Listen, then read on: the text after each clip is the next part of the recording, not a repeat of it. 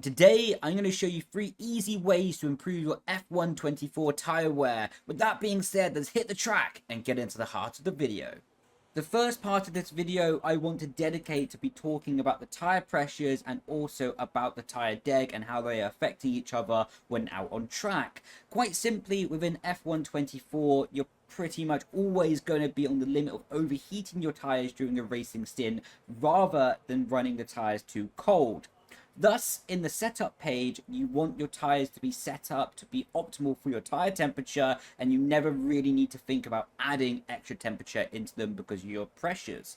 In F124, the higher pressure that you go with your PSI, as you can see on the page right now, what we have open, that will lead to lower tyre temp while out on the track. So you pretty much always want to be going to 29.5 psi on the front and 26.5 psi on the rear, as this will lead to the coolest tyres possible while actually out on the track. So now getting out on track and talking about how actually the tyre temperature and also the tyre wear is going to be affected by your driver inputs and how you at home can maximize your potential to manage the tyres and also maximize your performance during a racing stint as a result of managing the tyres in a better way. I've moved my MFD to the bottom left hand side of the screen so you can see my tyre temperature and my tyre wear go up in live values, so you can correlate what I'm doing with my driver inputs right now and how they are going to be affecting the tyre deg and the tyre temperature, hopefully so you can correlate that to you at home and improve your own driving skills as a result. So, what is tyre wear? That's the really fundamental first part of this video. Tyre wear is when you're basically pulling the tyre over the surface of the road, and think about it when you was in school. You had the rubber and the eraser over the paper, right? And you would erase your writing. But when you use the rubber on a piece of paper, you would end up with shards of rubber that was discarded to the end of the piece of paper. That is exactly what is happening with the tyres right now. That you can see the tyres are rubber, so it's exactly the same as a rubber eraser that you use when you're rubbing out your homework at school, or whenever you're using an eraser in life, and being pulled over the surface of the road, and that friction is what's allowing you to turn. Basically, the more friction that you have with the tyre, the more ability you have to turn, but that can also lead to more tyre deg because, of course, there's more friction on the piece of rubber, and that's what's causing the rubber to wear away. And that is how you get tyre deg in a very, very, very simple example.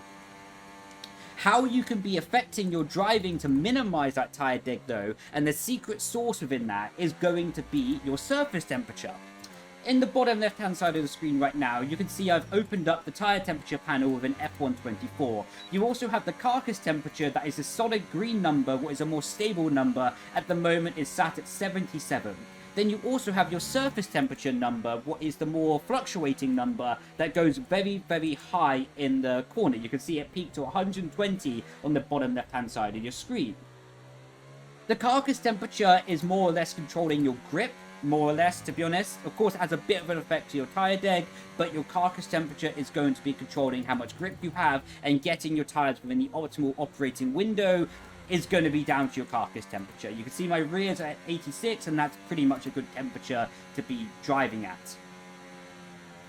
Your surface temperature, on the other hand, though, is basically going to be telling you how aggressive you are being to your tyres. So, for example, if I go through this corner and I add a lot of lock on, you can see the tyres are now going up to 130 degrees in some examples. We'll do it here as well. You go in, the tyre's at 65, and you can see now the front right tyre is all the way up to 107 degrees, and that is going to have a drastic effect to tyre deg, because if you now look, the front right tyre is up to 15%, whereas the other tyres are up to 14. So the higher that your tyre surface temperature goes, that is also going to be correlating to how much tyre deg you have. So, if you want to improve your ability to manage your tyre deg during a racing stint, you want to be looking at your surface temperature, and that can be a good indication of how aggressive you are being to your tyres. Coming up in China, because this is a fantastic corner to give this example on, turn 1 here at China. Just watch, I'm going to take the corner normally.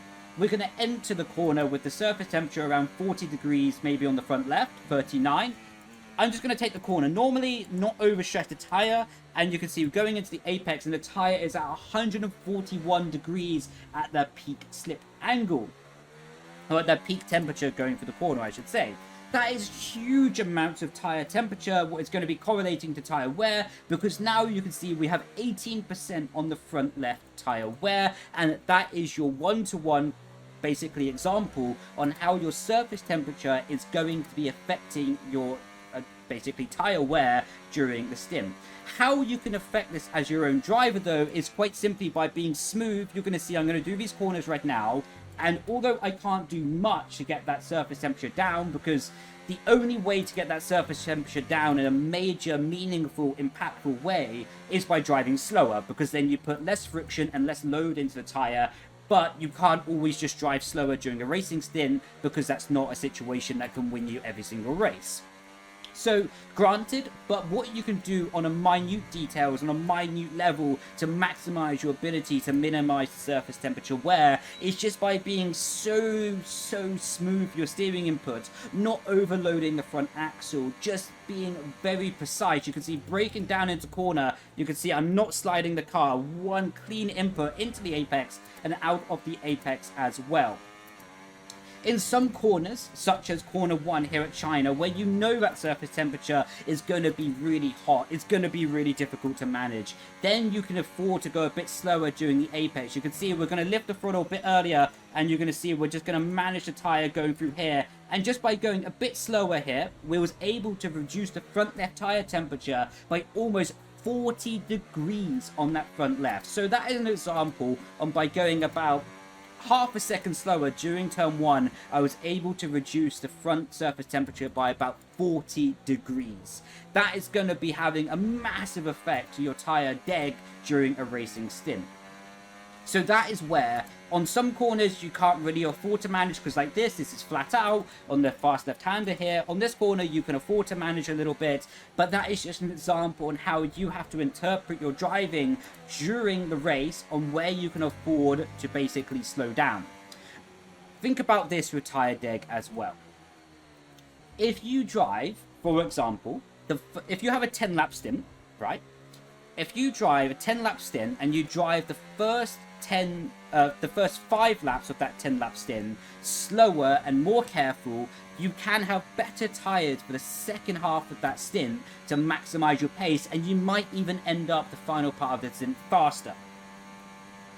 That's really where the clever and the real magicians of the tire saving really maximize their potential, is understanding that you can sacrifice 2 tenths per lap for the first 5 laps of a 10-lap stint, and you can end up being 4 tenths faster for the following 5 laps of that stint, having a net gain of lap time potential over the whole 10 laps. So that is basically an introduction on how your surface temperature is going to be affecting your tire deg. The second part of this video is going, well, the third part of this video I should say, because the first part was going to be about the tire temperature, but the second part of the on-track example is going to be about basically micro tire lockups and how that's going to be affecting it. You can see we have now moved the brake bias up to 56%, and we're going to start doing little lockups on the tire and how that can be affecting basically the tire deg. So anytime that you have a tire locked up on F124, that is going to be having a drastic effect to the tire deg. We just put the brake bias to 70%, and now you're going to see we're going to purposely lock up the tires here.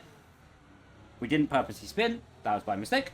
But you're going to see we're just going to lock up the tires now. We need to get actually on a straight. Hold up. Oh, hello, Stroll. Basically, we're going to try and get the tires on a straight, if Stroll will leave us alone. And you can see we're going to let go of the wheel. And you can see just by locking up the front tires, we're gaining almost 10% tire deg in a straight. And now you can see the tires are destroying themselves, right?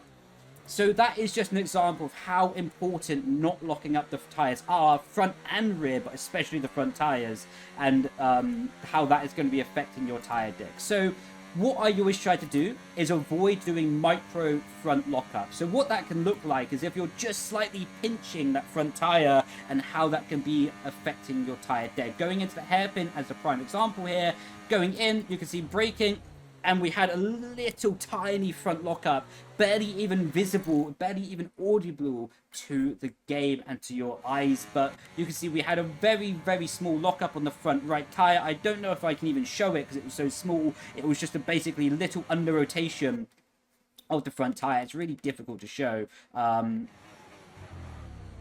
you actually heard it. You heard it there. I'll do it again so you can listen.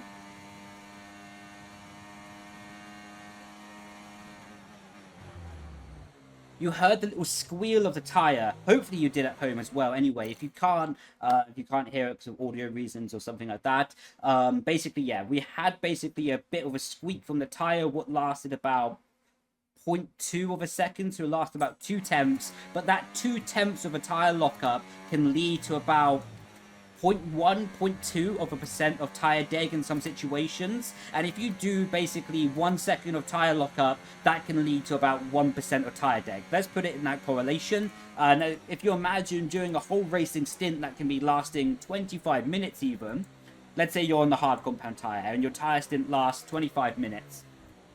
If you do 1 second of lockup per lap or something like this, you can end up with a situation that you have an extra 10% of tire deg, because if you do 1 second of locking up, you do 1 second of locking up per lap, right? And you do that for 10 laps, then you can end up basically with 10% extra front deg just from locking up the tires alone. So with all that being said, hopefully this sort of video on how the tire temperature is working within the setup page, how you can affect the tire pressures, how also your tire surface temperature is affecting on the track, and how doing little lockups can help minimize your tire deg also within your own driving inputs has been helpful to you and will allow you to become a better and more confident driver within F1 24. So with that being said, thank you so much for watching, and I will catch you in the next video. Grazie, thank you so much. Ciao, ciao. Bye, bye.